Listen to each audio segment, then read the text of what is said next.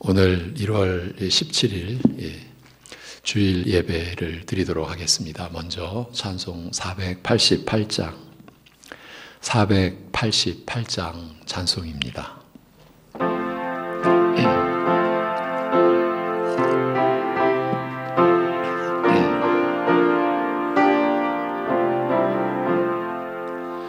이 몸의 소망 무언가 우리 주 예수뿐일세. 우리 주 예수밖에는 믿으리 아주 없도다. 주 나의 반석이시니 그 위에 내가 서리라. 그 위에 내가 서리라. 무섭게 바람 부는 밤 물결이 높이 설렐 때 우리 주 크신 은혜에 소망에 닻을 주리라. 주 나의 반석이시니 그 위에 내가 서리라. 그 위에 내가 서리라. 세상에 믿던 모든 것 끊어질 그날 되어도 구주의 언약 미사와 내 소망 더욱 크리라. 주 나의 반석이시니 그 위에 내가 서리라. 그 위에 내가 서리라. 바라던 천국 올라가 하나님 앞에 배울 때 구주의 의를 힘입어 어여시 바로 서리라. 주 나의 반석이시니 그 위에 내가 서리라. 그 위에 내가 서리라. 아멘. 이제 사도신경으로 신앙 고백 드리겠습니다. 전능하사 천지를 만드신 하나님 아버지를 내가 믿사오며 그 외아들 우리 주 예수 그리스도를 믿사오니 이는 성령으로 잉태하사 동정녀 마리아에게 나시고 본디오 빌라도에게 고난을 받으사 십자가에 못 박혀 죽으시고 장사한 지 사흘 만에 죽은 자 가운데서 다시 살아나시며 하늘에 오르사 전능하신 하나님 우편에 앉아 계시다가 저리로서 산 자와 죽은 자를 심판하러 오시리라. 성령을 믿사오며 거룩한 공회와 성도가 서로 교통하는 것과 죄를 사하여 주시는 것과 몸이 다시 사는 것과 영원히 사는 것을 믿사옵나이다. 아멘.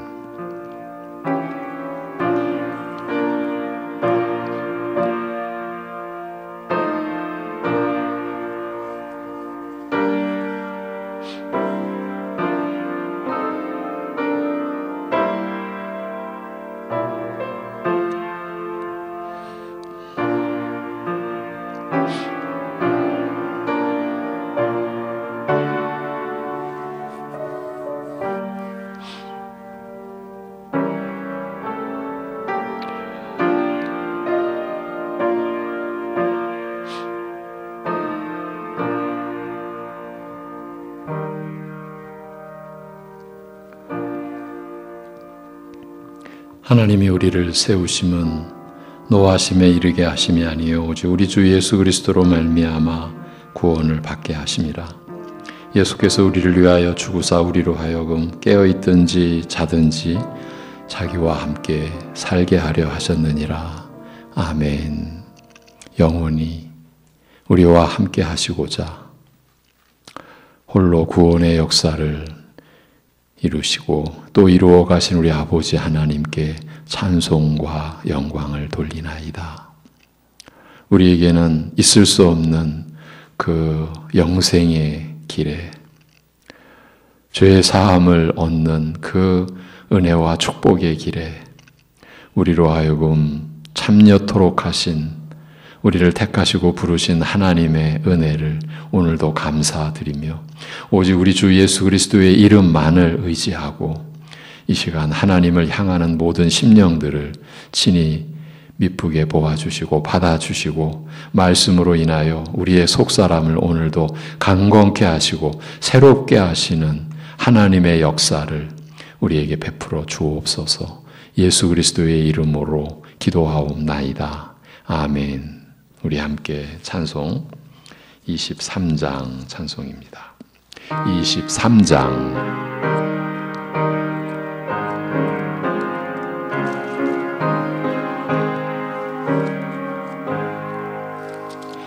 만입이 내게 있으면 그 입 다 가지고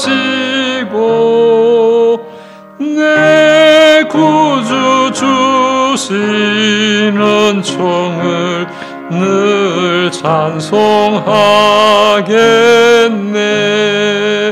내 은혜로신 하나님 날 도와주시고 그 크신 영광 널리 펴 다 알게 하소서. 내 주의 귀한 이름이 날 위로하시고 이 귀의 음악 같으니 참 희락되도다. 내 죄의 권세 깨뜨려 그 결박 푸시고 이 추한 마음을 비로소 고정케 하셨네. 아멘.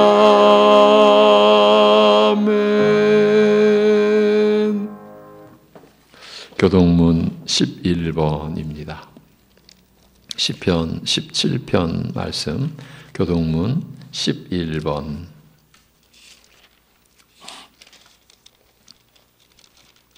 여호와여, 의의 호소를 들으소서. 나의 울부짖음에 주의하소서. 거짓되지 아니한 입술에서 나오는 나의 기도에 귀를 기울이소서. 주께서 나를 판단하시며 주의 눈으로 공평함을 살피소서. 주께서 내 마음을 시험하시고 밤에 내게 오시어서 나를 감찰하셨으나 흠을 찾지 못하셨사오니 내가 결심하고 입으로 범죄하지 아니하리이다.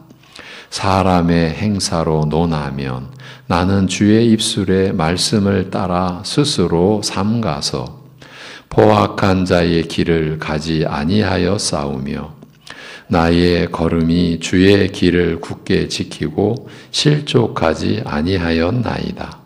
하나님이여 내게 응답하시겠으므로 내가 불러싸우니 내게 귀를 기울여 내 말을 들으소서.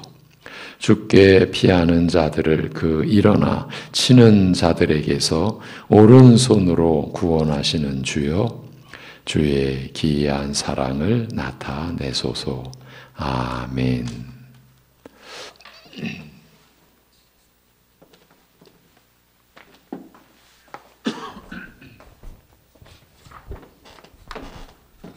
기도하겠습니다. 여호와의 인자와 국률이 무궁하심으로 우리가 진멸되지 아니함이니이다. 이것들이 아침마다 새로우니 주의 성실하심이 크시도소이다. 역사의 주인이신 하나님께서 2021년 한 해를 우리에게 선물로 주심에 감사합니다. 구속적 사역에 동참하게 하시고 청직의 삶을 살아내라고 우리를 자녀 삼아 주심에 감사드립니다. 참 좋으신 하나님은 언약을 반드시 지키시는 분이시며 비록 우리에게 허물이 많을지라도 예수 그리스도의 보혈의 공로를 의지하는 사람은 절대 외면하지 않으시는 국률이 무궁하심에 감사드립니다. 하나님 아버지, 살아가는데 저희에게 필요한 모든 것들이 그리스도께로부터 오고 있음을 알며 의롭고 정결해지는 그 모든 일 또한 오직 그리스도께로 인해 우리에게 이루어지고 있음을 우리들은 얼마나 알고 감사하는지 되돌아보길 원합니다. 하나님의 목표는 우리를 그리스도 안에서 완전한 자로 우리를 세워가길 원하시지만 혹여 우리는 우리가 원하는 삶을 살아가려고 힘쓰고 애쓰며 마치 하나님 없이도 살 수 있는 듯 착각하게 하는 허무맹랑한 세상에 속아 하나님과 함께함이 형통함임을 잊어버리고 세상의 형통함을 쫓는 잘못된 길로 가고 있지는 않은지 깨닫고 탐욕을 회개케 하시고 시작하는 1월에 이때에 바른 길 가도록 붙들어 주시길 간절히 기도합니다. 하나님 아버지, 공고한 날에는 되돌아보고 형통한 날에는 기뻐하라. 하나님께서 이 두 가지를 병행하여 주셨다 하셨으니 하나님과 함께하는 것이 형통이며 복임을 깨닫고 하나님의 언약을 굳건히 믿으며 주님을 의지하는 하나가 되게 해주시길 간절히 부탁드립니다. 혹여 공고한 날에 올 때는 성도는 고난이나 환난을 면제받고 사는 사람들이 아니라 고난이나 환난 때도 우리가 의지할 곳은 오직 하나님 한 분뿐이며 그 하나님의 사랑 안에서 넉넉히 이기는 사람들임을 잊지 않고 살아가게 주님 인도하여 주시옵소서. 신실하신 하나님은 그리스도 예수 안에서 세상 끝날까지 항상 우리와 함께 하시는 분이시며 친히 밤을 낮이 되게 하시려고 빛으로 이 땅에 오셔서 우리에게 승리를 안겨주신 분이십니다. 그분은 우리 주 예수 그리스도임을 저희들이 더욱 믿고 나아가게 하여 주시옵소서.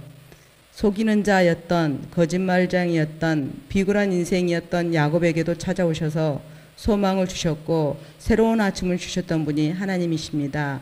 오늘 저희 모두가 말씀을 듣고 사모하는 중에 저희 모두를 만나 주시어 새롭게 변화되어 신앙의 인격이 좀 더 성숙되는 은혜가 있기를 간절히 기도합니다. 하나님 아버지, 코로나 바이러스 재난이 속히 종식되길 원합니다. 고립감, 우울증으로 지쳐있는 어르신과 또 저희 모두들에게 힘을 주시어 서로가 서로에게 위로가 되고 격려가 될 수 있도록 심령을 강건케 하여 주시옵소서. 이 힘겨운 시기에 하나님께 예배드리고자 하는 간절한 마음이 더해지게 하시고 하나님을 향한 사랑이 더 깊어지게 하셔서 말씀을 찾게 하시고 읽게 하셔서 말씀에 근거한 신앙생활을 할 수 있도록 역사하여 주시옵소서. 이제 말씀을 듣겠습니다.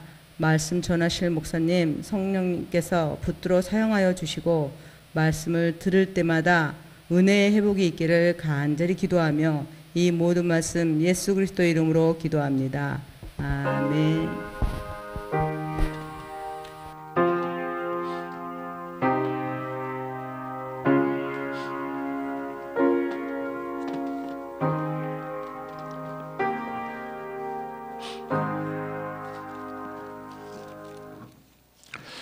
이제 우리 함께 드릴 찬송 273장입니다. 273장.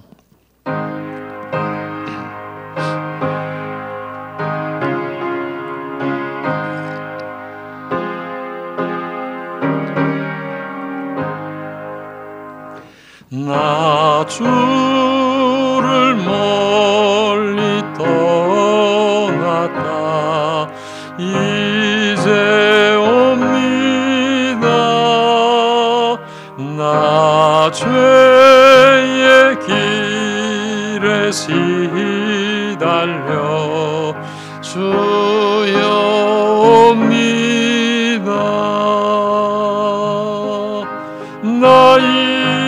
이제 왔으니 내 집을 찾아 주여 나를 받으사 맞아 주소서. 그 귀한 세월 보내고 이제 옵니다. 나 뉘우치는 눈물로 주여 옵니다. 나 이제 왔으니 내 집을 찾아 주여 나를 받으사 맞아 주소서. 나 죄에 매여 고달파 이제 옵니다. 주 크신 사랑 받고자 주여 옵니다. 나 이제 왔으니 내 집을 찾아 주여 나를 받으사 맞아 주소서. 이 병든 마음을 고치려 이제 옵니다. 큰 힘과 소망 바라고 주여 옵니다. 나 이제 왔으니 내 집을 찾아 주여 나를 받으사 맞아 주소서. 나 바랄 것이 무언가 우리 주 예수 날 위해 죽임 당하심 믿고 옵니다. 나 이제 왔으니 내 집을 찾아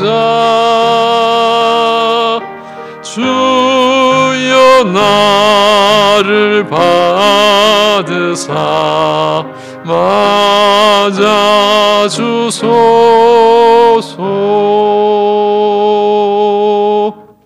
아멘. 하나님 아버지, 우리에게 어찌 이런 일이 일어났는지요. 우리가 천지의 주제 되신 우리 하나님을 아버지라고 우리가 고백하고 부를 수 있는 인생이 어찌 되었는지, 우리에게서는 그 어떤 일도 어떤 가능성도 어떤 자격도 없는 가운데 오직 우리를 긍휼히 여겨주신 그 크시고 그 영원하신 사랑으로 우리를 용납하시고 우리를 품어주시고 우리를 용서해 주신 그 은혜를 오늘도 우리가 기억하며 또 찬송과 감사를 올리며 또한 이 시간 하나님 앞에 11조의 예물과 또 주일에 감사의 예물을 또 특별 예물을 하나님 앞에 올려드림에 참 그 안에 하나님을 향한 우리의 사랑과 우리의 하나님 앞에 우리를 드리고자 하는 우리의 마음을 담아서 드리는 그 예물을 긍휼히 여겨주시고 참으로 미쁘게 받아주시고 그 드리는 손길들을 하나님께서 붙잡아 주셔서 한평생 갈 때에 주님이 붙잡아 주신 그 은혜의 길을 따라갈 수 있게, 때로는 실족하여 넘어졌으나 곧 일으켜 주님께서 무릎을 세워주시고 허리 굽어진 허리를 세워주시고 그래서 주님을 향하여 곧게 의롭게 나아갈 수 있는 생애가 되게 인도하여 주옵소서. 하나님 아버지, 참으로 드러난 적이 진정한 적이 아니라 보이지 않는 원수가 진정한 원수라는 것을 온 세계가 경험하고 있습니다. 지금도 여전히 그 어두움 속에 우리가 있습니다. 보이지 않는 적, 언제 어떻게 우리의 육신을 침투할지 알 수 없는 참으로 그러한 그 상황 속에서 우리 인간이 얼마나 연약한 존재인지, 참으로 우리의 호흡 한순간순간이 하나님의 은혜가 아니면 우리에게 주어질 수 없다라고 하는 것을 알아야 될 텐데, 이러한 어려움 속에서도 깨닫지 못하는, 하나님을 찾지 못하는 그렇게 전적으로 타락하고 부패하고 무능해진 인생들을 불쌍히 여겨 주시옵시고, 그러한 가운데 하나님의 은혜를 변함없이 펼쳐주시고 그 긍휼히 여겨주심을 내려주셔서 참으로 한 심령이 하나님께 회개하고 우리 주 예수 그리스도에 대한 믿음을 회복해 갈 수 있는 은총을 허락하여 주시옵소서. 참으로 그렇게 연약함 중에 우리가 하나님을 바라볼 수 있고 의지할 수 있고 하나님께 우리의 모든 것을 맡길 수 있는 이 참 믿음이, 그리고 믿음의 기도가, 그리하여 우리가 살 길을 말씀에서 찾는 이 이치가 하나님이 우리에게 내려주신 참으로 그 어떤 것과도 견줄 수 없는 축복이요, 가장 귀한 소유요, 진정한 위로요, 소망임을 우리가 또 확인해 가고, 그리하여 우리가 이러한 어둠의 터널을 우리가 통과했을 때 모든 것이 하나님의 은혜라고 하는 한없는 그리고 충만한 찬양을 하나님 앞에 올려드릴 수 있는 우리들 되게 하여 주옵소서. 혹여나 믿음의 끈을 잃은 자 있습니까? 되찾게 하여 주옵소서. 이 세상에 살 길이 없음을, 영생의 길이 없음을, 죄사함의 길이 없음을, 하나님께로 돌아올 수 있는 길이 없음을 오직 하나님께로만, 주님의 몸된 교회 안에서 주의 허락하신 말씀 안에서 성령께서 우리를 인도해 주실 때에야만 십자가에 못 박히신 주 예수 그리스도를 나의 주로, 나의 왕으로, 나의 하나님으로 우리가 맞이할 수 있고 영접할 수 있고, 그렇게 하여 그 은혜 가운데 우리가 살 수 있음을 깨닫는 역사를 우리에게 허락하여 주시옵소서. 하나님 아버지, 많은 어려움 우리가 겪고 있습니다. 참으로 육신에 속한 어려움도 있고 사회 경제적인 면으로 앞이 보이지 않는 깜깜한 그러한 상황에서 두려움에 휩싸이는 그런 고통도 우리가 겪고 있습니다. 관계가 끊어지고 그 속에서 어떻게 해볼 수 없는 정신적 그 방황과 혼란을 또 겪고 있습니다. 이런 모든 어려움 가운데서도 이 시간 하나님 앞에 예배하는 심령들을 주님께서 받아주시옵시고, 참으로 겉사람은 우리가 후패해 가지만 속사람이 새로워지는 하늘의 역사, 하나님의 은혜의 역사가 오늘 우리에게도 이루어지고, 그리하여 우리가 이 어려운 가운데서도 결코 헛되게 살아가는 것이 아니라 우리에게 주어진 하루하루에 하나님 앞에서의 우리가 살아갈 목적이 있고 이유가 있고 또 그렇게 살아갈 수 있는 모든 것을 하나님께서 베풀어 주신다라고 하는 그러한 믿음을 되찾는 이 시간 되게 하여 주시옵소서. 모든 것을 주님께 의탁하오며 우리 주 예수 그리스도의 이름으로 감사하며 기도 올리옵나이다. 아멘. 골로새서 2장 8절에서 12절, 8절에서 12절, 너희도 그 안에서 충만하여졌으니, 이 제목으로 오늘 말씀을 전하겠습니다. 골로새서 2장 8절에서 12절입니다.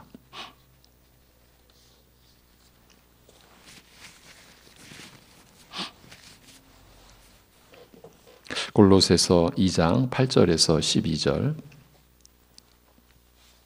봉독하겠습니다. 누가 철학과 헛된 속임수로 너희를 사로잡을까 주의하라. 이것은 사람의 전통과 세상의 초등학문을 따름이요 그리스도를 따름이 아니니라. 그 안에는 신성의 모든 충만이 육체로 거하시고 너희도 그 안에서 충만하여졌으니 그는 모든 통치자와 권세의 머리시라.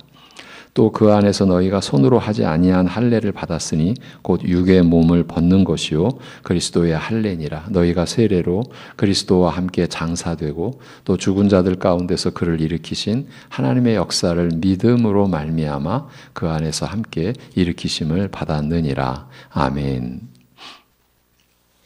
그리스도 안에서 각 사람을 완전한 자로 세우려 함이라는 것이 바울이 밝힌 사도의 임무입니다. 그렇다면 당시의 초대 교회나 오늘 우리 시대의 교회나 교회로서 지니는 목표나 방향 그리고 사명은 결정되어 있다고 우리가 봐야 합니다. 왜냐하면 사도는 초대교회의 초속이었고 오늘날의 교회도 사도가 기록한 말씀을 기초 삼아서 세워졌기 때문입니다. 그리하여 그때나 지금이나 교회의 목표와 사명은 동일한 것입니다. 이는 전에 악한 행실로 멀리 떠나 마음으로 원수가 되었던 우리를 이제는 아들의 육체의 죽음으로 말미암아 화목하게 하사 우리를 거룩하고 흠없고 책망할 것이 없는 자로 그 앞에 세우고자 하신 하나님의 뜻을 바울 사도가 그대로 받아든 결과입니다. 이 하나님의 뜻을 거스를 교회는 없습니다. 이 하나님의 뜻보다 더 큰 어떤 목표를 교회는 세울 수 없습니다. 이 하나님의 뜻을 거스를 수 없다는 말입니다. 따라서 교회에 지체된 모든 신자도 이 하나님의 뜻을 거스를 수가 없습니다. 기가 막히지 않습니까?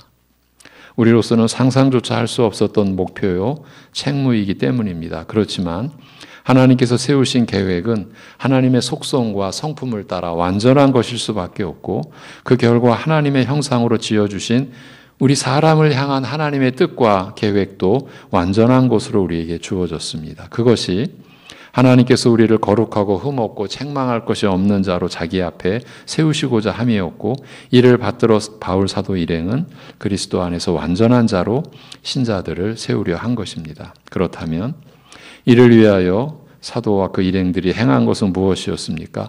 우리가 그리스도를 전파하여 각 사람을 권하고 모든 지혜로 각 사람을 가르쳤다고 하면서 바울은 이를 위하여 나도 내 속에서 능력으로 역사하시는 이의 역사를 따라 힘을 다하여 수고하고 있다고 밝혔습니다.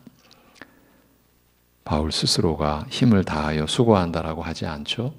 자기 속에서 능력으로 역사하시는 이의 그 성령님의 일하심을 따라 힘을 다해 수고했다 이렇게 밝힌 겁니다. 바울은 그리스도를 전파하며 그리스도를 가르쳤습니다. 각 사람을 그리스도 안에서 완전한 자로 세워야 했기 때문입니다. 만약에 세상 안에서 능력이 있는 자, 세상 안에서 완전한 자로 세워야 했다면 이것이 하나님의 뜻이었다면 그는 각자 사람에게 세상과 세상의 지혜를 가르쳤을 것입니다. 그러나 바울은 하나님의 비밀인 그리스도를 깨닫게 하려 했고 이 점이 사도가 행한 모든 사역의 핵심을 이루게 되었습니다. 왜냐하면 각 사람을 그리스도 안에서 완전한 자로 세우는 것이 그가 하나님께로부터 받은 사명이었기 때문입니다. 이렇게 되니까 사도가 기록하여 전한 하나님 말씀 안에는 그리스도가 중심이 되고 모든 내용의 주제가 되지 않을 수 없었던 거죠. 본 서신에서도 하나님께서 우리를 흑암의 권세에서 건져내사 그의 사랑의 아들의 나라로 옮기셨으니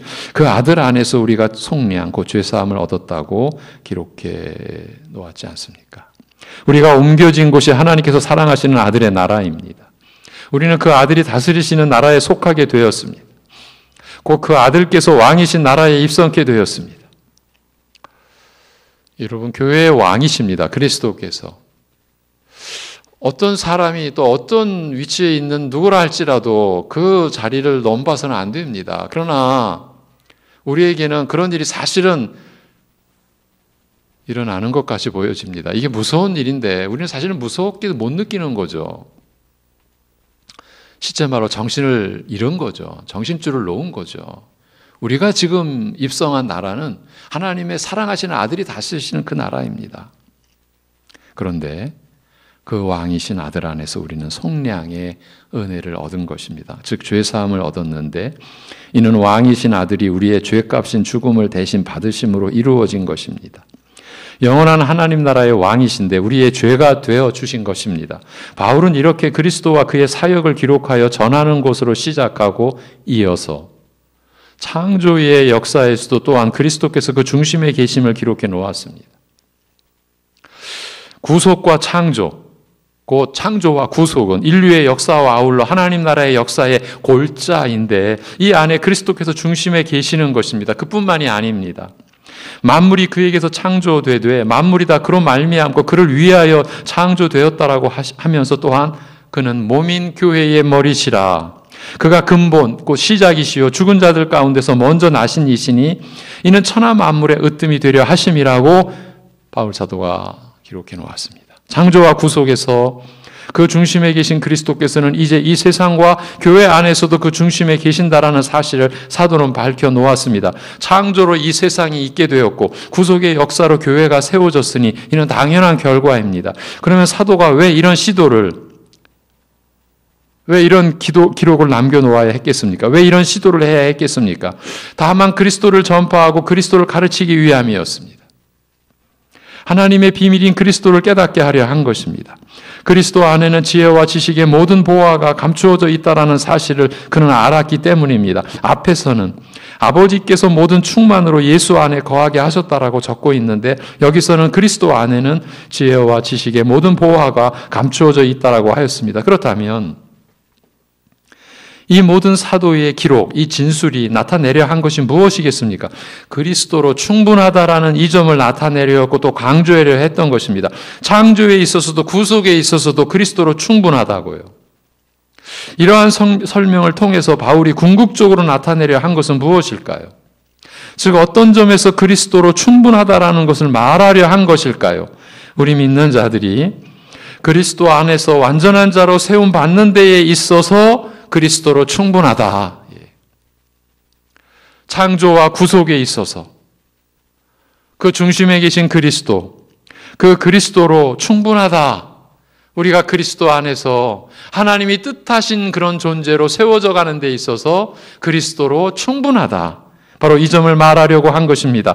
바울은 골로새서에서도 이 사실을 밝혀 놓았습니다. 즉, 이 서신만이 아니라는 뜻입니다. 그러면서 결정적으로 그러므로 너희가 그리스도 예수를 주로 주님으로 자기 주인으로 받았으니 그 안에서 행하되 그 안에 뿌리를 박으며 세움을 받아 교훈을 받은 대로 믿음에 굳게 서서 감사함을 넘치게 하라고 한 것입니다. 그리스도로 충분하다라는 사실을 밝힌 다음에 바울은 그렇게 충분하신 그리스도께서 우리의 주, 우리 각자의 주인인 사실까지도 밝힌 것입니다. 그러면 이제 우리는 주인을 따르면 되는 것이죠. 그렇지 않겠습니까? 그리스도로 충분하니까요. 그러면 우리가 어떻게 따를 수 있겠습니까? 그에 대하여 그 안에서 행하되 그 안에서 뿌리를 박으며 세움을 받아 교훈을 받은 대로 믿음에 굳게 서서 감사함으로 넘치게 하라고 한 것입니다. 이렇게 전심으로 전적으로 주 예수 그리스도를 따르는 모습이 어떠해야 하는지를 어떻게 나타나야 하는지를 사도가 명시해 놓은 것입니다. 그렇지만 이 세상은 교회가 일어서는 것을 한 신자가 믿음에 굳게 서는 것을 수수방관하지 않았습니다. 물론 지금 이 시대도 전혀 다르지 않고요. 그러면서 자신의 최대의 무기를 사용했습니다. 그것이 곧 세상 지혜인 철학이었으니 바울은 그 본질이 사람의 전통과 세상의 초등 학문을 따르며 그리스도를 따른 것이 아니라는 사실을 바로 기록해 놓았습니다. 이 세상 지혜처럼 강력한 대적이 따로 없습니다. 그도 그럴 것이 우리가 이 세상을 떠나서 살 수 없기 때문입니다. 이들의 계략은 다른 것이 아닙니다. 아, 그리스도로 충분하겠냐? 정말 그렇게 생각하냐? 이렇게 나오는 겁니다. 아, 그렇지 않다. 세상 지혜로도 얼마든지 가능하다라고 유혹하는 것입니다. 우리로 하여금 그리스도의 충만고 그리스도로 충분함을 부정케 하는 것이 이 세상의 끝없는 계략이요. 그러니까 그리스도를 전심으로 향하지 않도록 하는 게 이 세상에 우리를 향한 방해 전략, 그 배후의 사탄에게 있어서 이 점이 최대의 전략이 되는 것입니다. 그리스도로 충분할 리 있겠냐는 것입니다.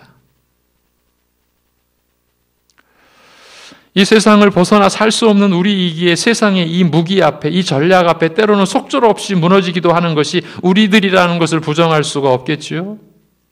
그리하여 사도 바울이 이 사실을, 이 최대의 원수의 정체를 먼저 밝혀놓은 것입니다. 우리를 하여금 속지 않도록 하기 위한 것이죠. 허무맹랑한 속임수에 빠지지 않도록 말이죠. 그러므로 그리스도와 세상 지혜를 같은 차원으로 여기는 무지의 죄악에서 우리는 빠져나와야 합니다. 아니, 세상 지혜가 그리스도를 능가하는 것으로 여기는 교인들도 있다라는 사실을 우리는 잊지 말아야 할 것입니다. 여러분, 교회 안에 속한 분들로서 세상 것, 그것이 무엇이든 그것을 교회 안으로 가져오셔서 마치 그 문제가 해결돼야 뭐 세상이 나아지거나 우리 교회가 나아지거나 그런 식으로, 그런 관념, 또 그런 믿음을 갖고 계신 분들, 하나님 앞에서 자신을 돌아보시며 회개하셔야 합니다. 우리 교회 안에 그런 일이 일어나고 있기 때문에 제가 드리는 말씀입니다. 언제까지나 기다릴 수가 없습니다. 왜? 이건 영원한 사활이 걸린 문제와 다 직결되는 일이니까요.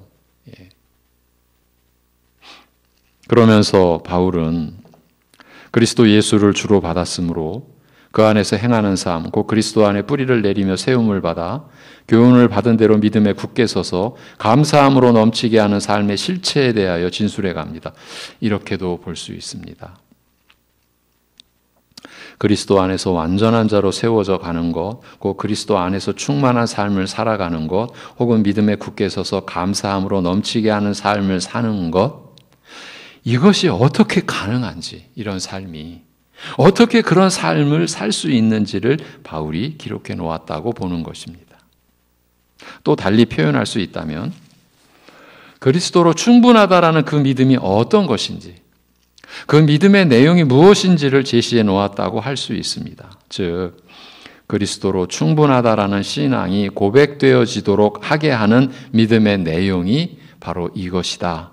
지금 이런 뜻으로 이제 바울은 기록해 가고 있는 겁니다. 이런 사실이 그리스도 안에서 일어났고 그 일이 우리의 것이 되었기에 나는 그리스도로 충분하다라는 고백이 나올 수밖에 없는 바로 그 점을 사도가 이제 설명해 간다라는 뜻입니다.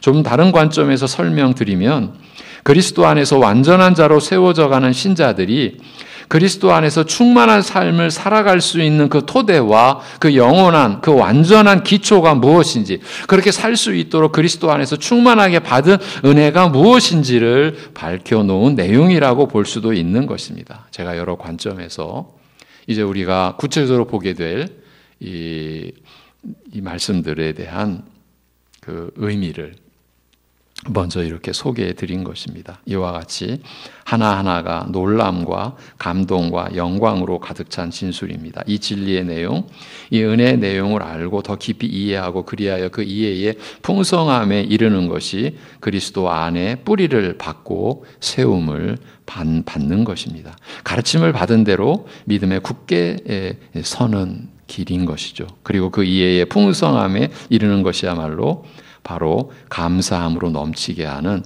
그 벅찬 삶을 누리는 비결인 것입니다. 그렇기 때문에 세상 지혜를 의지하거나 세상 지혜를 자랑하는 것이 얼마나 위험한지에 대한 의식을 놓치고 있어서는 아니 됩니다. 아이러니한 것은 열심히 살았다면 세상 지혜도 더 쌓았다라는 뜻이 되는데 그런 경우가 더 위험할 수도 있기 때문입니다. 그 세상 지혜를 하나님 나라 안으로 가지고 들어올 수 있기 때문입니다. 그런 기준으로 교회를 볼 때 때로는 우습게 보일 수도 있습니다. 아, 세상에서는 저리 안 하는데. 이러면서 교회를 판단하게 되는 일이 일어납니다. 능률과 효율의 기준으로는 말이 안 되는 일이 교회에서 발생하는데 왜냐하면 교회는 같이 가니까. 시쳇말로 잘난 사람 못난 사람 같이 가니까. 왜? 다 하나님의 자녀니까. 일 잘하고 못하는 사람 같이 가니까. 능률과 효율로 볼 때는 말이 안 되는 일이 교회에서 발생하는데 세상 지혜가 더 확고한 신자의 눈에는 교회가 어리석은 자들의 집단으로 보이는 겁니다. 그래서 말씀을 드리는데 그런 경험이 있으신 분들이나 지금 그런 입장에 계신 분들은 하나님 앞에서 자신을 돌아보셔야 합니다.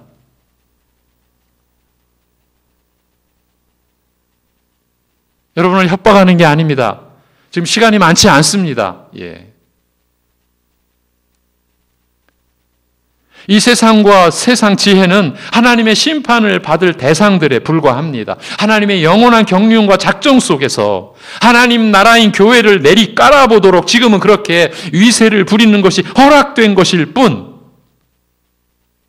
하나님이 잠시 허용하시는 것일 뿐, 세상과 세상 지혜는 곧 하나님께서 공의로 심판하실 때 그 심판을 결코 피할 수 없는 대상들일 뿐입니다. 그런데 그 죽음의 지식과 그 지혜를 가지고 천하의 주제이신 하나님의 나라를 판단할 수 있겠습니까?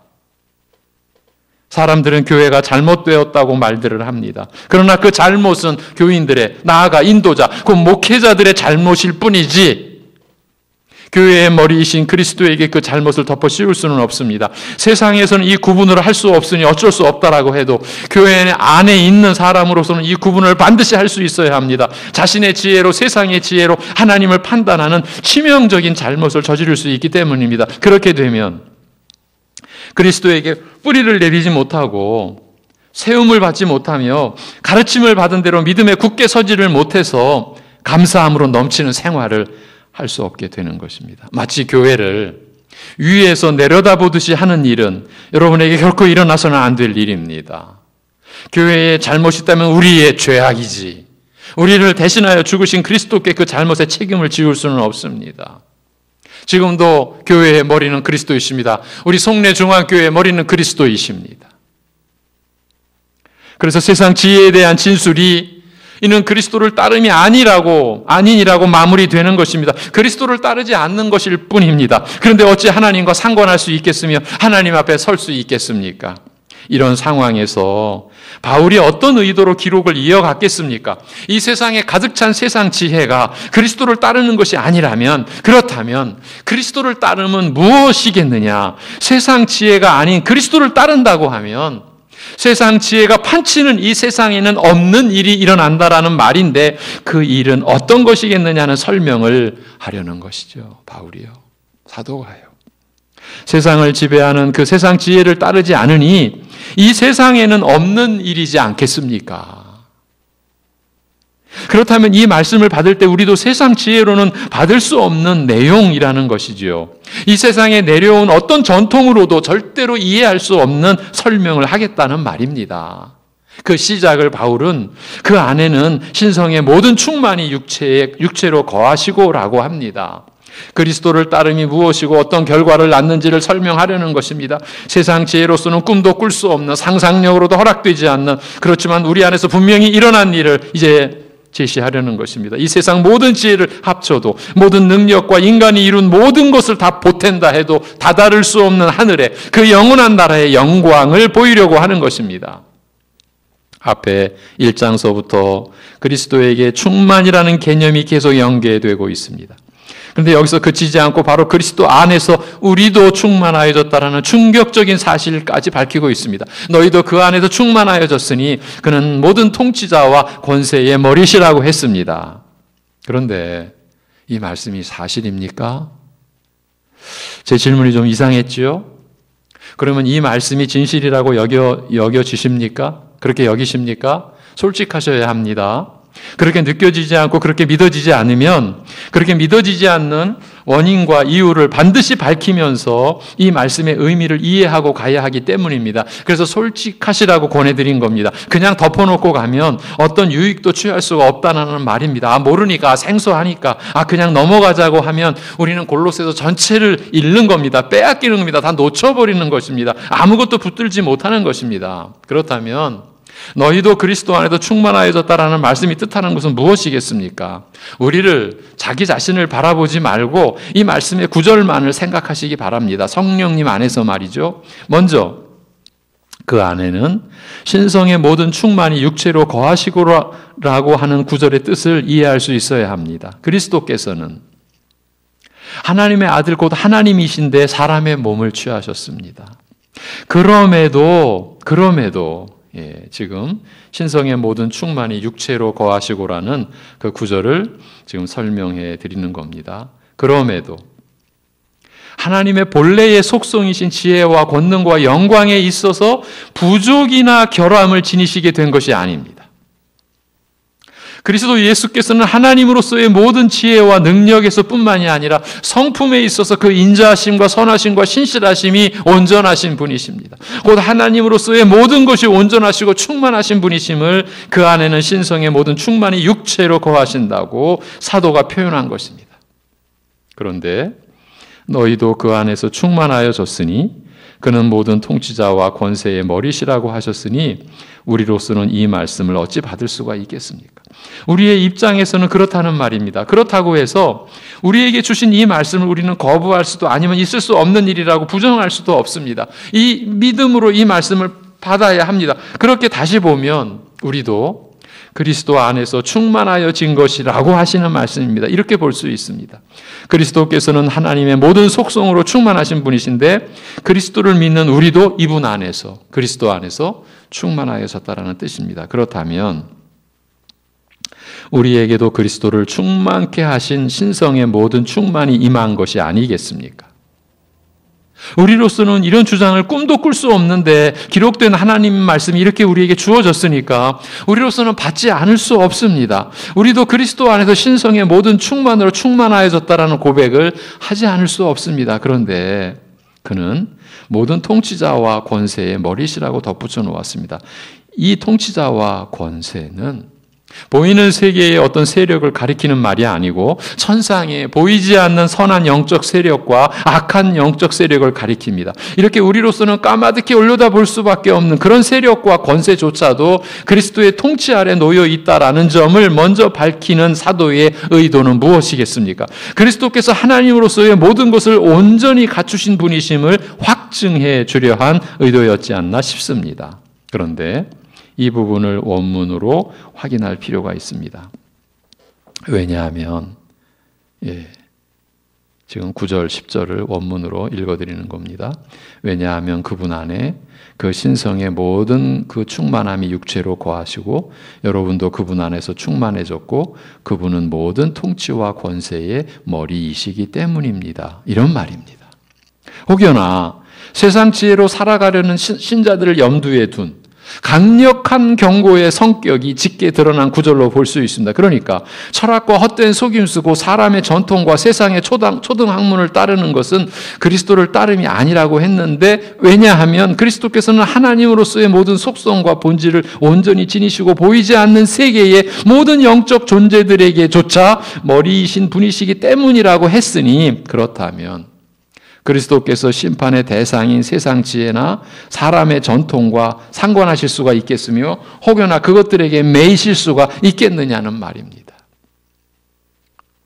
세상 것이 그리스도를 회방할 수 있겠느냐? 그리스도를 감히 대적조차 할 수 있겠느냐? 선한 영적 존재들, 천사들의 무리들과 악한 영적 존재들, 사탄의 그 무리들도 그들의 머리이신데 예수 그리스도께서 다 그리스도 안에 그리스도의 다스림 안에 있는데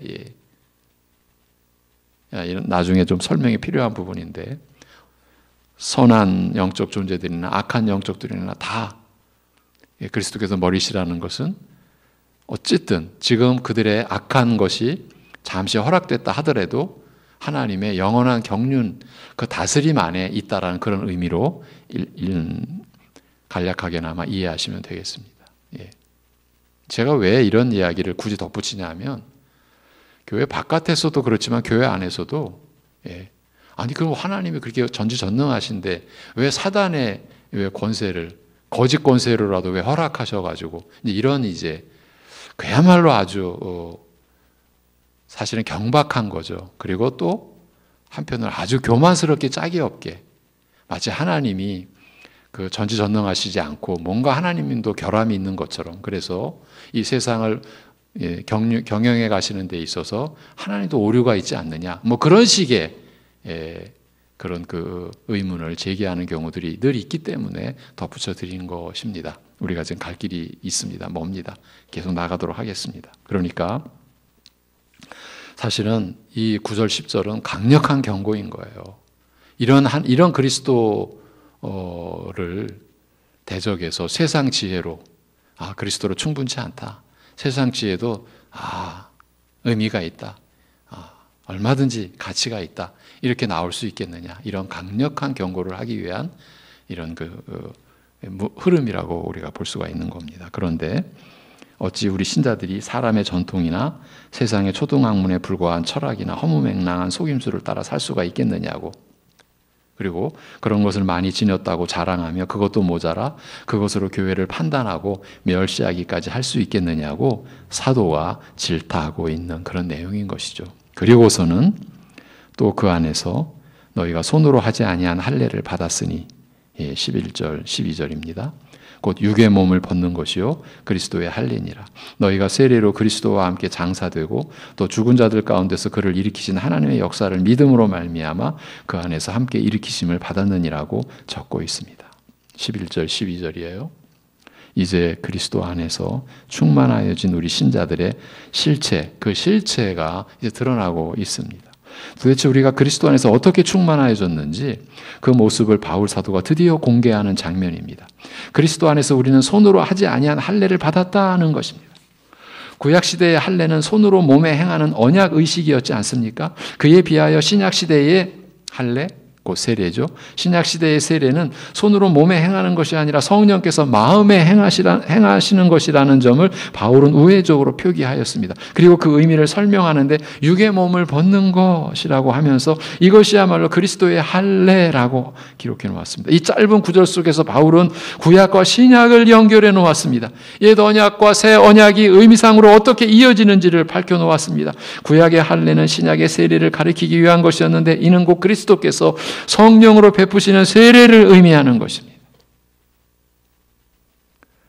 그래서 사도가 이를 그리스도의 할례라고 그리스도의 세례라고 한 것입니다. 그리스도께서 베푸시는 은혜라는 뜻입니다. 오직 그리스도께서 행하시는 새 생명을 위한 역사인 것입니다. 그래서 우리 신자들은 그리스도께서 성령으로 베푸시는 세례를 받음으로 육의 몸을 벗는 것입니다. 그러면 육의 몸을 벗는 것이 뜻하는 바는 무엇입니까? 바울은 그리스도를 믿는 신자들에게 육의 몸을 벗는 역사가 일어나는 그 이치를 12절에서 설명합니다. 너희가 세례로 그리스도와 함께 장사되고 또 죽은 자들 가운데서 그를 일으키신 하나님의 역사를 믿음으로 말미암아 그 안에서 함께 일으키심을 받았느니라고 합니다. 여러분, 우리가 예수 그리스도를 믿습니다라고 하는 그 믿음 안에, 그 믿음의 역사 안에, 그래서 우리에게 일어난 실체가 바로 이러한 내용인 겁니다. 우리가 어떻게 이러한 것을 상상이나 하겠습니까? 하나님께서 이루시고 하나님께서 말씀을 우리에게 주셨기 때문에 우리가 알아가는 거죠. 세례는 그리스도와 함께 장사되고 그리스도와 함께 다시 살아나는 것입니다. 그리스도와 함께 장사되는 것이 육의 몸을 벗는 것, 곧 나의 옛사람이 죽는 것입니다. 하나님을 거부하고 죄만을 쫓아가고 내 육신의 정욕과 탐심으로만 살던 그 옛사람, 그 나의 육적 성품, 그게 이제 벗겨진 겁니다. 죽는 겁니다. 죽지 않고는 다시 살 수가 없습니다. 그러니까 우리가 그리스도와 함께 죽고 장사됨으로써 우리의 옛사람은 죽고 육적 성품을 벗는 것입니다. 아담 이후 모든 인류가 품게 된 죄의 본성으로 인해 부패하여 무능해진 그 전적으로 타락한 성품의 그 옛사람이 그리스도의 십자가에 함께 못 박히게 된 것입니다. 이것이 우리를 사랑하신 하나님께서 아들로 말미암아 성령 안에서 이루신 거듭남, 그 중생의 역사요. 그로 인하여 우리는 새 생명을 입은 새 사람이 된 것입니다. 이를 바울 사도가 로마서 6장 6절 이하인데요. 우리가 알거니와 우리의 옛사람이 예수와 함께 십자가에 못 박힌 것은 죄의 몸이 죽어 그 육의 몸이 죽어 다시는 우리가 죄에게 종노릇하지 아니하려 함이니 이는 죽은 자가 죄에서 벗어나 의롭다 하심을 얻었음이라고 한 것입니다. 이 사실을 밝히기 위해서 바울은 그 앞에서 무릇 그리스도 예수와 합하여 세례를 받은 우리는 그의 죽으심과 합하여 세례를 받은 줄을 알지 못하느냐. 그러므로 우리가 그의 죽으심과 합하여 세례를 받음으로 그와 함께 장사되었나니 이는 아버지의 영광으로 말미암아 그리스도를 죽은 자 가운데서 살리심과 같이 우리로 또한 새 생명 가운데서 행하게 하려 함이라고 한 것입니다. 여러분, 나는 예수를 나의 구주로 믿습니다라고 하는 그 사람 안에 이러한 일이 일어난 겁니다. 그리스도와 함께 십자가에 그 옛사람이 못 박혀 죽은 겁니다. 그리고 그리스도의 부활의 영광에 따라 자신도 이제 새 생명으로 살게 된 새 사람, 새로운 피조물이 된 그러한 역사가 일어난 겁니다. 주 예수 그리스도를 믿으면 구원을 받습니다라는 이 단순한 진술 안에 이런 어마어마한 하늘의 지혜가 임하여 이루어 놓은 이러한 하나님의 구원의 역사가 있는 겁니다. 무엇 때문에 바울 사도가 이런 설명을 하고 있느냐 하면 로마서 6장 얘기인데 바로 이것입니다. 그런즉 우리가 무슨 말을 하리요? 은혜를 더하게 하려고 죄에 거하겠느냐? 그럴 수 없느니라. 죄에 대하여 죽은 우리가 어찌 그 가운데서 살리요? 죄에 대하여 죽은 우리가 어찌 그 가운데 더 살겠느냐라는 이 한마디를 위하여 사도는 복음이 우리를 영원히 살린 그 구원의 실체를 설명하고 있는 겁니다. 죄에 대하여 우리가 어떻게 죽었습니까? 우리는 그리스도의 죽으심과 합하여 죄에 대하여 죽은 것이고 육의 몸을 벗은 것이고 이는 이를 세례를 받았다라고 하는 것입니다. 그리스도의 세례로 그와 합하여 죽은 우리는 그뿐만이 아니라 그리스도의 부활에도 연합되어 이제는 새 생명으로 행하게 된 것입니다. 이 모든 것이 우리가 그리스도 예수와 합하여진 존재가 되었기 때문입니다. 그리스도의 할례, 그 세례의 의미가 이것입니다. 그리스도께서 성령으로 세례를 베푸시는 실제의 역사는 성령께서 그리스도를 믿고 의지하는 우리를 그리스도와 연합되게 하신 것이고 그리하여 우리의 죄로 그리스도께서 죽으심으로 우리도 죄에 대하여 죽었고 그리스도께서 죽은 자 가운데서 살아나심으로써 우리도 이제는 의에 대하여 곧 하나님에 대하여 살아있는 자로 있게 된 것입니다. 이것이 그리스도의 할례니 그리스도께서 성령으로 세례를 베푸신 그 영적 결과요. 그로 인한 새 생명은 그대로 영원한 생명으로 우리에게 주어진 것입니다. 그래서 우리의 모든 것은 하나님의 은혜라고 우리 믿는 자들은 고백하는 것입니다. 그리고 이 모든 사실을 골로새서에서 바울이 그리스도 안에는 신성의 모든 충만이 육체로 거하시고 너희도 그 안에서 충만하여졌다고 기록한 것입니다. 우리가 그리스도 안에서 충만하여진 그 실태가 바로 이러한 그리스도의 세례의 그 내용이요 의미라고 하는 것입니다. 우리가 그리스도 안에서 충만하여진 실체는 다름 아닌 오늘 본문 11절 12절에서 또 그 안에서 너희가 손으로 하지 아니한 할례를 받았으니 곧 육의 몸을 벗는 것이요 그리스도의 할례니라. 너희가 세례로 그리스도와 함께 장사되고 또 죽은 자들 가운데서 그를 일으키신 하나님의 역사를 믿음으로 말미암아 그 안에서 함께 일으키심을 받았느니라고 말씀하신 바로 그것이 거예요. 여기서도 바울은 하나님께서 계획하시고 이루신 이 모든 은혜의 역사에 우리가 참여하는 통로는 단 하나, 믿음으로 말미암아 되는 것이라고 밝혔습니다. 여러분이 오늘 보고 들으신 대로 그리스도의 할례와 그리스도의 세례와 관련된 내용 중에서 우리 사람이 관여할 부분이 있었습니까? 아니면 손톱만큼이나 아니면 머리카락 분량이라도 협조할 부분이 있었습니까? 우리가 새 생명, 영원한 생명에 보탤 게 있겠습니까? 여러분, 오히려 우리가 끼어들면 이 모든 것이 불량품이 되어버리는 셈이지 않겠습니까? 그러면 다 버려야 됩니다. 그래서 하나님께서 홀로 세우시고 이루시고 우리에게 베풀어 주신 것입니다. 여러분, 우리가 이러한 이야기를 또 우리가 다루고 앞으로 또 다루게 되는 것은 예전이나 지금이나 앞으로도 끊임없이 무슨 소리야, 뭘 하나님이 다 해, 우리도 할 게 많아, 우리도 협력할 거 많고 이런 식으로 복음을 가리고 하나님의 말씀을 가리는 역사가 끊임없이 일어나기 때문이에요. 가장 근본적인 거로는 뭘 하나님이 예정하고 하나님이 선택했어. 그럼 우리는 무슨 기계야? 우리는 인격적인 존재야. 우리가 선택했고 우리도 할 것이 있었어. 지금도 이 시대도. 여러분, 그것이 그저 일부분의 어떤 얘기가 아니라 어마어마한 규모와 세력을 가지고 그런 교단을 이루어 가지고 오히려 선택과 부르심을 믿는 교회들은 찌그러지고 그냥 납작 눌려지고 제대로 행세 못하는 것처럼 오히려 그렇게 큰 소리로 떠들고 지금 그 속에 여러분이 계십니다. 여러분, 제가 어제도 우리 교육자들이랑 그런 얘기를 잠깐 나눴는데 지금 TV나 유튜브입니까? 수도 없이 쏟아져 나오는 그 메시지 속에서 여러분 제발 분별하셔야 됩니다. 그저 이게 좋다고 막 들으시다가 여러분의 영혼이 잠잘 수가 있습니다. 정말 사실은 두려운 일이에요. 여러분 자녀들에게 아무거나 막 먹어라 그런 부모 있습니까? 근데 우리는 어쩌면 그러고 있는지도 몰라요. 듣기 좋아, 재밌어. 지금 그렇게 우리가 한가한 그런 그 상황이 아니지 않습니까?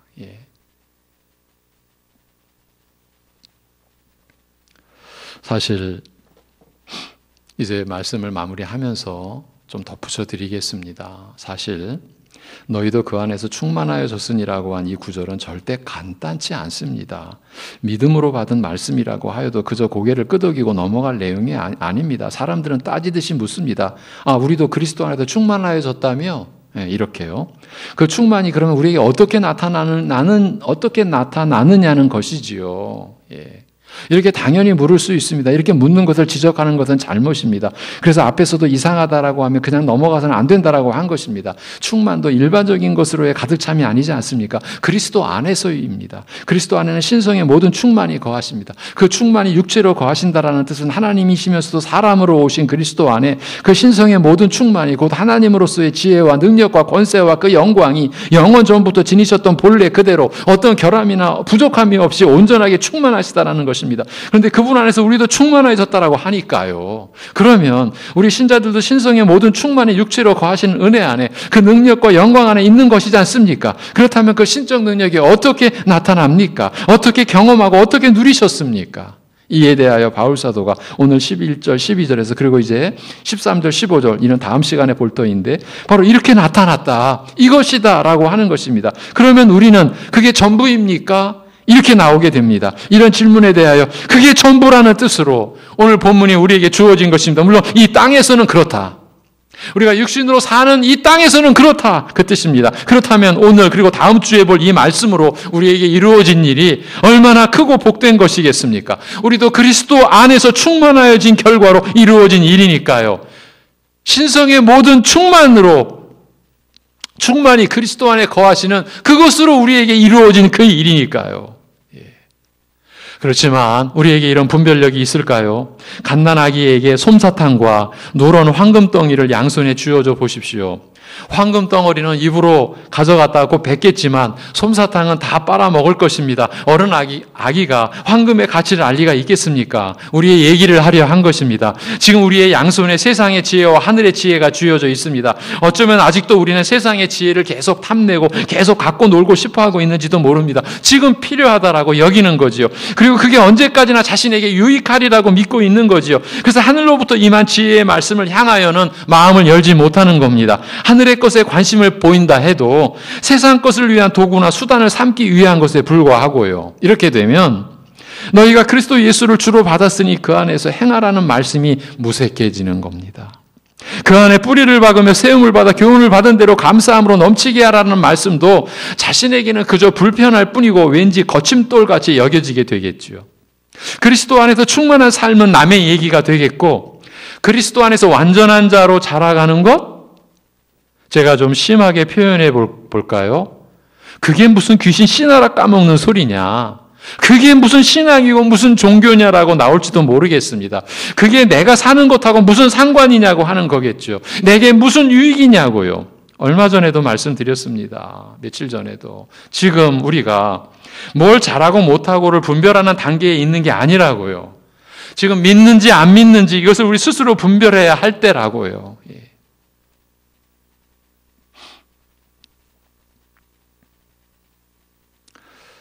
다음에 또 기회가 있어 말씀을 드릴 텐데 이렇게만 말씀을 드리겠습니다. 지금 신성의 모든 충만이 가려진 거예요. 이 땅에서는. 그래서 지금 우리에게 진술된 11절에서 15절까지의 내용으로 물론 그것으로 우리가 구원받기에 완전하고 충만하고 하나님의 자녀로 우리가 세움을 입어가는데 완전한 진리입니다. 그런데 그것으로 가려놓으신 거예요. 왜 이겠습니까? 믿음의 옥석을 가르치기 위함인 거예요. 실제로 신성의 모든 충만이 완전하게 개방됐다라고 했을 때 그래서 교회만 들어오면 모든 것이 하늘의 뜻대로 다 이루어진다라는 일이 막 일어난다라고 했을 때 여러분 믿음의 진리가 가려지겠습니까? 지금 믿음의 옥석을 가르는 겁니다. 이게 하나님의 지혜이십니다. 우리도 마찬가지입니다. 지금 믿느냐 안 믿느냐, 믿는지 안 믿는지 우리 스스로 분별해야 할 때라고요. 제가 너무 낮춰본 것일까요? 하나님 말씀을 붙들지 않으면 예수 그리스도를 안 믿는 겁니다. 난 예수를 믿어. 근데 하나님 말씀은 골치 아파. 여러분, 우리가 예수를 믿는다라고 하나님의 말씀으로 믿는 겁니다. 근데 말씀을 배제해 놓고 나 예수 믿었으니 나 구원받았다고, 나 영원히 하나님 백성이고 자녀고 천국 사람이라고 그렇게 확신하고 다닐 수가 있겠습니까? 우리 아이들 말로 뻥치는 겁니다. 그게. 그리스도를 믿고 의지하는 신자라면 말씀을 붙들고 말씀 안에서 살려고 하게 되어 있습니다. 그 믿음을 베푸신 성령께서 그리 인도하시니까요. 오늘 말씀은 우리가 그리스도 안에서 충만해졌다라고 하면서 그 충만의 형태가 다름 아닌 우리가 그리스도와 함께 장사되고 그리스도와 함께 일으키심을 받은 그 사실에 있다고 증언합니다. 그리하여 육의 몸을 벗은 상태가 되었고 그리스도 안에서 성령으로 살아가는 거듭난 생명, 그 새 생명이요 영원한 생명으로 사는 존재라고 하십니다. 이 사실은 오직 믿음으로 받는 진리요 은혜인 것입니다. 그리스도 안에서의 충만한 삶은 이 진리와 은혜로 사는 것을 뜻하며 그리스도 안에서 완전한 자로 자라가는 과정도 이 진리와 은혜로 인한 것입니다. 그리스도와 함께 장사되고 그리스도와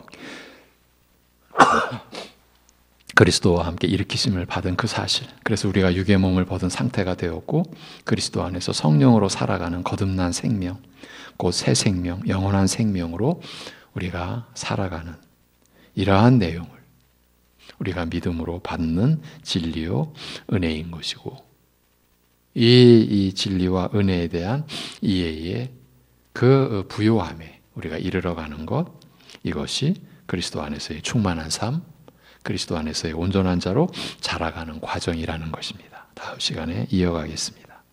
하나님 아버지, 우리를 참으로 사랑하신 그 이유는 정말 우리가 알 수가 없습니다. 우리가 우리의 죄됨과 우리의 악함과 우리의 부패함을 알아갈수록 우리를 택하신, 그리고 우리를 긍휼히 여겨주신, 그리고 우리 같은 것을 위해서 아들을 죽이시기까지 하신 그 하나님의 사랑을 우리가 이해할 수 없음을 고백합니다. 그럼에도 끝없이 성령께서 그 하나님의 사랑을 우리에게 부어주시고 말씀을 통해 확증해 주시고 증거해 주시는 그 은혜를 따라 우리가 한 걸음 한 걸음 주님께로 나아가옵나니 우리를 붙들어 주시되 전적으로 하나님을 의지하는 그 믿음의 실체를 우리가 확인할 수 있게 하여 주옵소서. 하나님 아버지, 혹여나 우리가 이러한 하나님의 그 뜻 안에서 불순한 우리의 동기, 우리의 숨겨진 어떤 탐욕의 그 뭔가를 감추고 있지는 않는지 우리 자신을 밝혀주시고, 그러한 것이 드러날 때마다 하나님 앞에 엎드려 하나님 앞에 회개하고 용서를 빌고, 그래서 순결한, 그래서 의롭고 거룩한 심정으로 하나님을 향해 갈 수 있는 우리들 되게 하여 주시옵소서. 이를 위하여 우리에게 지금 우리가 사는 환경을 허락해 주셨습니다. 우리는 때로는 그 환경 때문에 사는 것처럼 모습을 보이는데, 그 환경 안에서 그리스도 안에서의 이렇게 완전한 자, 하나님 앞에서 거룩하고 흠없고 책망할 것이 없는 자로 우리를 세우시려는 하나님의 분명한 뜻을 바로 그 환경 속에서 이루어 가시는 것을 알고, 우리가 그 환경을 탓하거나 환경 속에서 좌절하지 않고 우리의 그 목표는 하나님의 자녀로, 하나님의 사람으로 세워져 가는 데 있음을, 그것이 우리가 가정에서, 우리가 일터에서, 우리가 평생 살아가는 그 과정이라고 하는 것이 있어서 우리가 분명한 이해를 가지고 확신을 가지고 살아갈 수 있게 하여 주옵소서. 그렇게 본다면 우리가 어떠한 상황에서도 매일매일 주님께 기도하고 주님의 말씀을 보고, 그리고 우리에게 주어진 육신의 일을 우리가 작은 일에도 충성스럽게 열심히 살아갈 수 있는 이유가 되고 목적이 되고, 그 안에서 우리는 그리스도 안에서 우리가 받은 충만함을 누리는 삶을 경험해가고, 실제로 그렇게 우리가 살아가면서 하나님께 참으로 감사함으로 넘치는 그러한 중심으로 예배드리고 하나님을 의지하며 살아갈 수 있게 하여 주옵소서.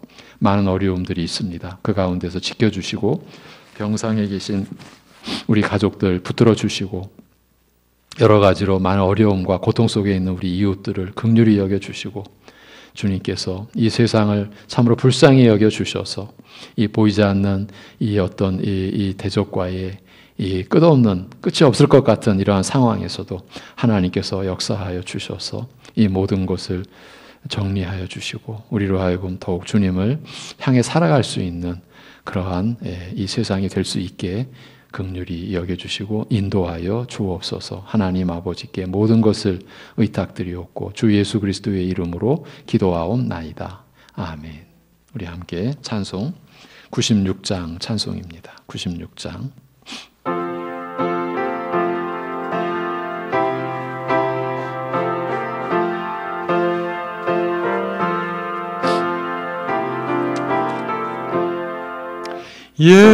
예수님은 누구신가?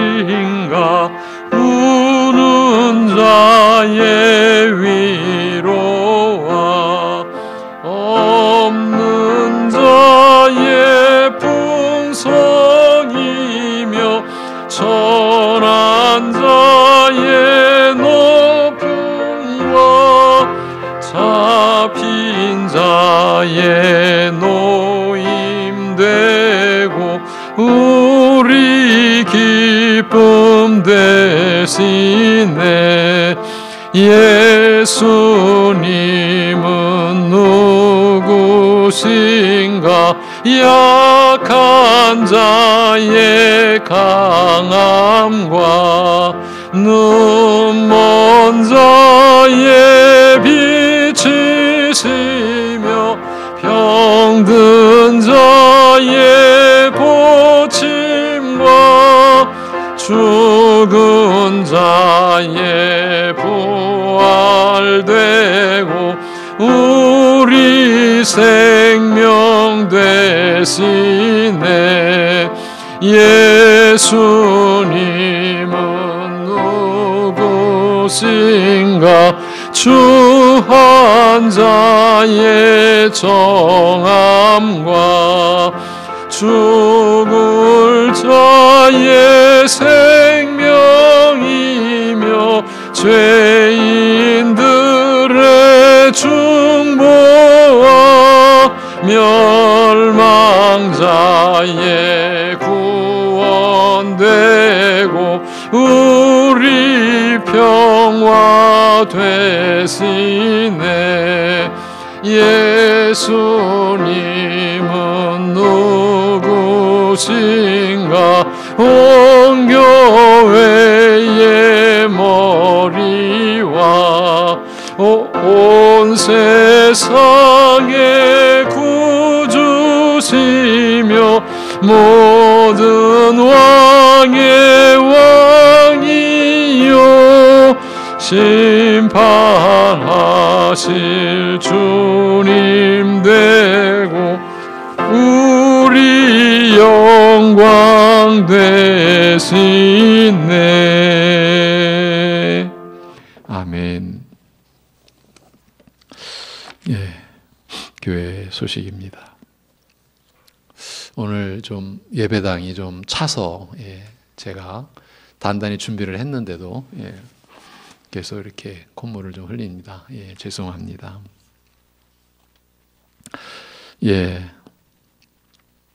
오늘 우리가 영상 예배를 드리게 되었죠. 오늘까지 이제 수도권 2.5단계 방역 체계가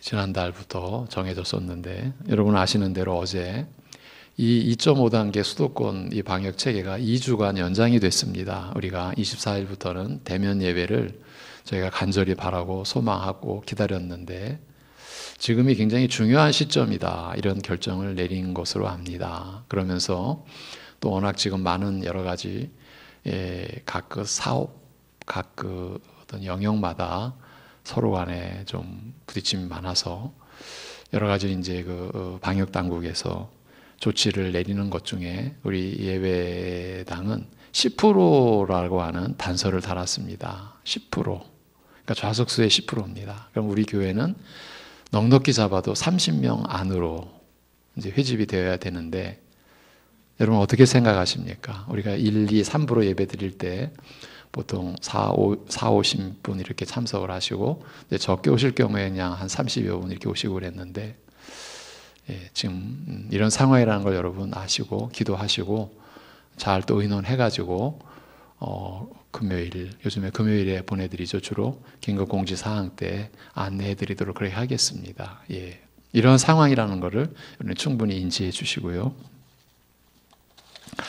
모든 예배를 요즘에는 홈페이지 및 유튜브에 올려드리고 있습니다. 예배 전체를 녹화해서 때로는 설교만을 녹화해서 열심히 참여해 주시기 바라고, 우리 교회 학교에서도 우리 교육자들이 열심히 부서별로 예배의 말씀을 녹화해서 영상으로 제공하고 있습니다. 함께 해 주시기 바랍니다. 예, 교회 달력 많이들 받아가고 계시는데 또 지방에 계신 분들은 보내드리기도 했습니다. 우리 교육자들이 또 연말정산용 기부금 영수증 발급 안내도 참조해 주시고요. 우리 삼남전도의 구역예배 결코 변할 수 없는 진리 4과에 들어가고 또 원래까지 합니다. 1월 23일 저녁 9시 줌을 통한 영상 모임으로 자세한 내용 카톡으로 공지해 준다고 합니다. 한 가지, 김한수 장로님을 위해서 여러분 함께 기도해 주시기 바랍니다. 뇌경색으로 한때 입원하셨다가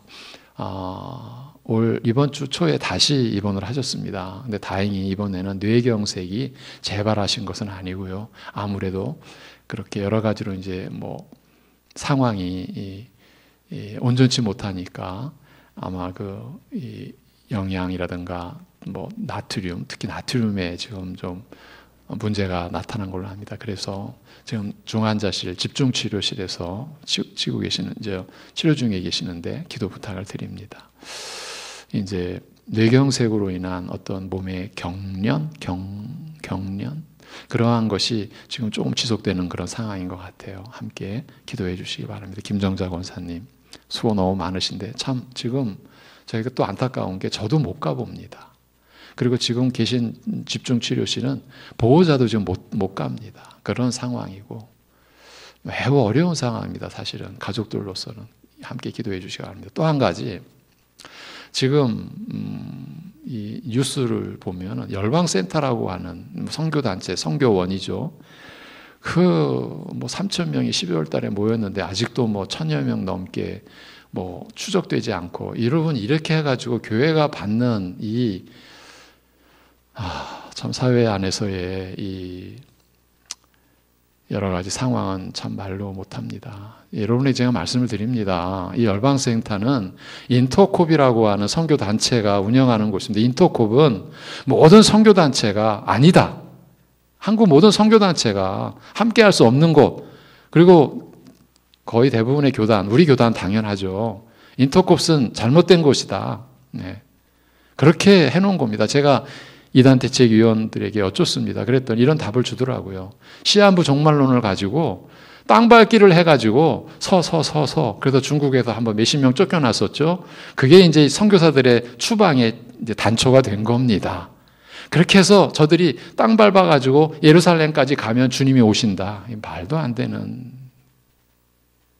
예.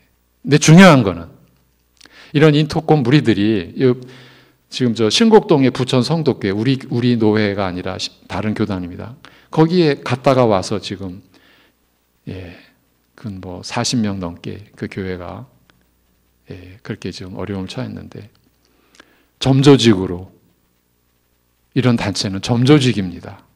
그래서 제가 말씀을 드립니다. 우리 교회 안에도 계실 수 있습니다. 물론 저는 모릅니다. 제가 좀 알고 말씀드리는 게 아닙니다. 우리 교회 안에도 관계하는 분이 있을 수 있습니다. 그리고 관심을 갖고 있는 분이 혹시 있을지도 모르겠습니다. 큰일 납니다. 그런데 가야 제대로 신앙생활 하는 것 같이 그렇게 만듭니다. 절대 참여하시면 안 됩니다. 여기 분이겠습니까? 우리 교단에서 또 제가 소개해드리는 곳 가시면 안 됩니다. 진리는 명확합니다. 하나님의 물론 은혜로 우리가 받았을 때죠. 명확합니다. 구분이 됩니다. 구분을 해야 합니다. 예. 우리 교회를 위해서도 기도해 주시고요. 묵상 구절, 잠언 8장 35절 36절입니다. 잠언 8장 35, 36절. 나를 얻는 자는 생명을 얻고 여호와께 은총을 얻을 것임이니라. 그러나 나를 잃는 자는 자기의 영혼을 해하는 자라. 나를 미워하는 자는 사망을 사랑하느니라. 이때 이 나라고 하는 거는 이제 잠언으로 볼 때는 지혜죠. 그 지혜는 곧 그리스도라. 그렇게 보시면 됩니다. 지혜, 그리스도. 그러니까 나를 얻는 자, 그리스도를 얻는 자, 이렇게 보시면 됩니다. 잠언의 지혜는 곧 그리스도를 가리키는 것이기 때문입니다. 축도함으로 예배를 마치겠습니다.